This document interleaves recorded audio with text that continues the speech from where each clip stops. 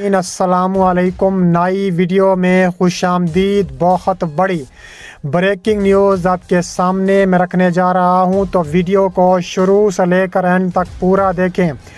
پاکستان ایران اسرائیل جنگ میں کود پڑا۔ جنرل عاصم منیر کا تابڑ توڑ بیان نے اسرائیل کی اینٹ سے اینٹ بجا دی۔ ایران اسرائیل جنگ، اسرائیل کا منہ توڑ جواب دینے کا فیصلہ، پاکستان کے لیے خطرے کی گھنٹیاں بجنے لگیں۔ ویڈیو کی تفصیلات میں آگے بڑھنے سے پہلے ہماری ویڈیو کو لائک کر دیں، چینل کو سبسکرائب کر کے بیل آئیکن پر ضرور کلک کر دیں۔ بہت بڑی بریکنگ نیوز آپ کے سامنے میں رکھنے جا رہا ہوں کہ پاکستان ایران اسرائیل جنگ میں اس وقت کود پڑا ہے۔ بہت بڑی خبر کے مطابق ایران اسرائیل جنگ پاکستان کے لیے خطرے کی گھنٹیاں بجنے لگی ہیں۔ تفصیلات کے مطابق کہا جا رہا ہے کہ منہ توڑ جواب دینے کا پاکستان کی جانب سے فیصلہ کیا گیا ہے اور ایران کے حق میں بڑا فیصلہ کیا گیا ہے۔ پاکستان کی اسرائیل اور ایران کی جنگ میں شرکت کا فیصلہ بڑا عمل ہے۔ حالیہ دنوں میں پاکستان نے خطے کی بدلتی ہوئی صورتحال کے پیش نظر اسرائیل کے خلاف ایران کے ساتھ جنگ میں شامل ہونے کا بہت بڑا فیصلہ کیا ہے، لیکن اس کے ساتھ ہی اسرائیل کی طرف سے ایک سخت جواب دینے کا بھی پاکستان کو جواب دینے کا فیصلہ کیا گیا ہے، جس نے پاکستان کے لیے خطرے کی گھنٹیاں بجانا شروع کر دی ہیں۔ اس ویڈیو میں ہم اس جنگ کے ممکنہ نتائج، اسرائیل کے جواب، پاکستان کے لیے پیدا ہونے والے چیلنجز کا تفصیلی جائزہ لیں گے۔ ایران اور اسرائیل کے درمیان کشیدگی برسوں سے جاری و ساری ہے، لیکن حالیہ مہینوں میں یہ کھلی جنگ میں تبدیل ہو چکی ہے۔ اسرائیل نے ایران کے مختلف فوجی اور نیوکلیئر تنصیبات کو نشانہ بنایا، جس کے جواب میں ایران نے اسرائیل کے اندر میزائل حملے کیے۔ ایسے میں پاکستان نے ایران کا ساتھ دینے کا فیصلہ کیا، جس سے پورے خطے میں طاقت کا توازن بدلنے لگا۔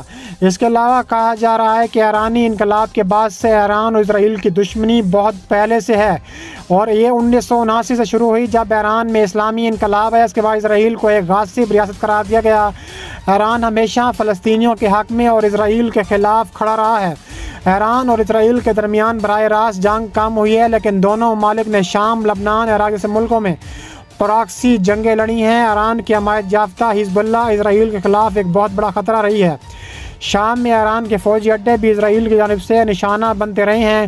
ایران کے نیوکلیئر پروگرام کی جانب سے اسرائیل نے ہمیشہ عالمی سطح پر ایران کے خلاف سخت سفارتی اور فوجی اقدامات کا مطالبہ کیا۔ اسرائیل کا دعویٰ ہے کہ ایران کا نیوکلیئر پروگرام خطے میں اسرائیل کی سلامتی کے لیے سب سے بڑا خطرہ ہے۔ پاکستان نے ایران کی حمایت میں اسرائیل کے خلاف اس جنگ میں حصہ لینے کا فیصلہ کیوں کیا؟ اس کی کئی وجوہات ہیں، جن میں ایران کے ساتھ تاریخی تعلقات، مسلمانوں کے ساتھ اسرائیل کی زیادتیاں، فلسطینی عوام کے لیے پاکستان کی مسلسل حمایت شامل ہے۔ پاکستان ایک اسلامی ملک کے طور پر ہمیشہ فلسطین کے حق میں آواز بلند کرتا رہا، اور ایران کے ساتھ اس کی دفاعی تعلقات اہم ہیں۔ اس جنگ میں شامل ہونے کے بعد پاکستان کو مختلف طرح کے چیلنجز کا سامنا ہو سکتا ہے، جن میں عالمی سطح پر سفارتی دباؤ، اقتصادی پابندیاں، اسرائیل کے ممکنہ حملے شامل ہیں۔ پاکستان کے اس فیصلے کے پیچھے کیا وجوہات ہیں اور اس کے کیا مقاصد حاصل کیے جا سکتے ہیں؟ کیا یہ فیصلہ پاکستان کے لیے فائدہ مند ثابت ہوگا یا خطرناک؟ پاکستان کی فوجی صلاحیتیں خطے میں ایک بڑی طاقت کے طور پر جانی جاتی ہیں۔ پاکستان کے پاس جدید جنگی طیارے، میزائل ٹیکنالوجی، ایٹمی ہتھیار موجود ہیں۔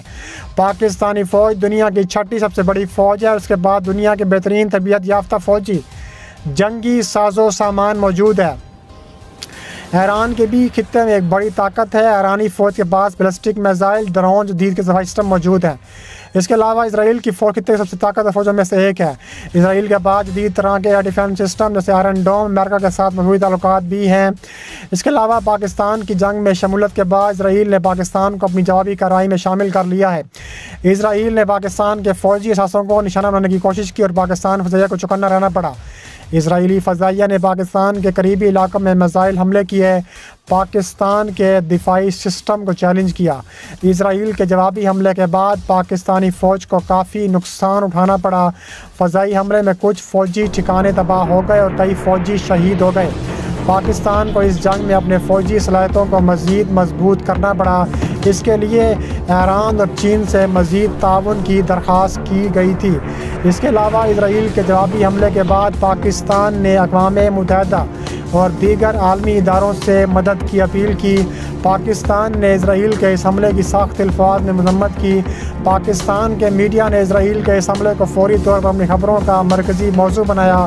مختلف نیوز چینل نے اس پر تفصیل سے پروگرام کیے، پاکستان کی جوابی حکمت عملی پر بات کی۔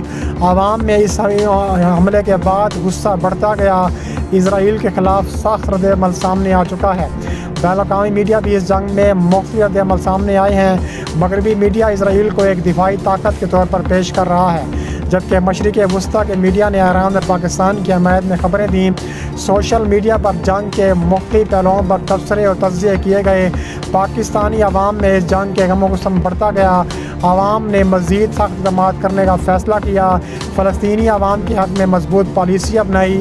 عوامی مظاہروں اور سوشل میڈیا پر اسرائیل کے خلاف سخت بیانات سامنے آئے۔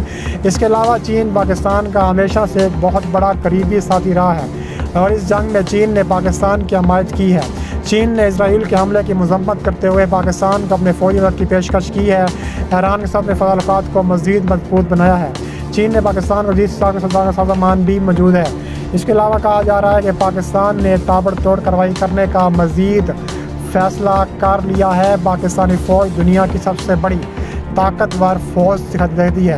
کہا جا رہا ہے کہ حالیہ دنوں میں پاکستان نے خطے کی بدلتی ہوئی صورتحال کے پیش نظر اسرائیل کے خلاف ایران کے ساتھ جنگ میں شامل ہونے کا فیصلہ کیا، لیکن اس کے ساتھ ہی اسرائیل کی طرف سے ایک سخت جواب دیا گیا جس نے پاکستان کے لیے خطرے کی گھنٹیاں بجا دی ہیں۔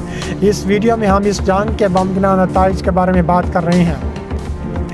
اس کے علاوہ ایران اور اسرائیل کے درمیان کشیدگی برسوں سے جاری و ساری ہے، لیکن حالیہ مہینوں میں یہ کھلی جنگ کے طور پر تبدیل ہو چکی ہے۔